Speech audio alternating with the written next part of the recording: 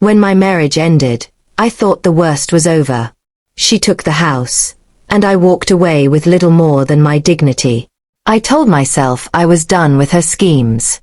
A few months later, life decided to test me again. I bought a lottery ticket on a whim, and against all odds, I won. The jackpot was enough to change my life. At first, I kept it quiet. I didn't tell anyone, not my friends, not my family, especially not her. Of course, she found out. Somehow, news travels fast when there's money involved. Within days, she was back at my door, smiling sweetly, pretending she wanted to reconnect and celebrate my good fortune. I knew better. This was the same woman who had taken my house, manipulated the courts, and left me with nothing. Her timing was too convenient, her charm too forced. She tried to guilt me. After everything we went through, don't you want me to share in your happiness? She asked. But I wasn't falling for it. Instead, I stayed calm and said nothing. I didn't give her the satisfaction of a reaction. I simply told her I'd have my lawyer handle anything related to finances.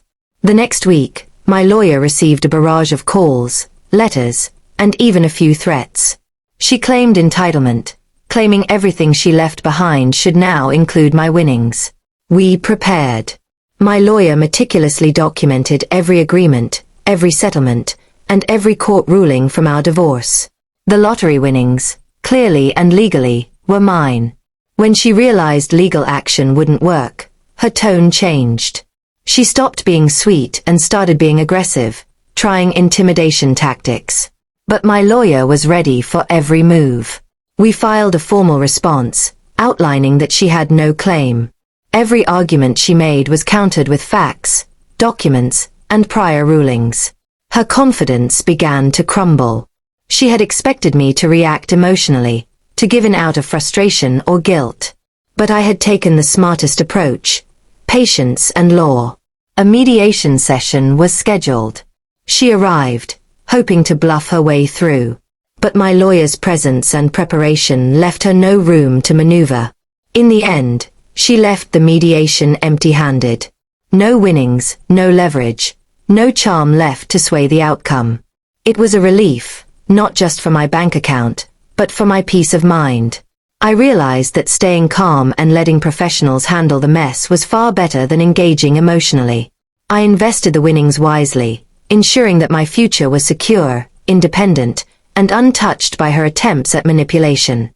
Friends and family were shocked at her audacity, but they were even more impressed by how I handled it. Silence, patience, and legal expertise won where anger and confrontation could have failed.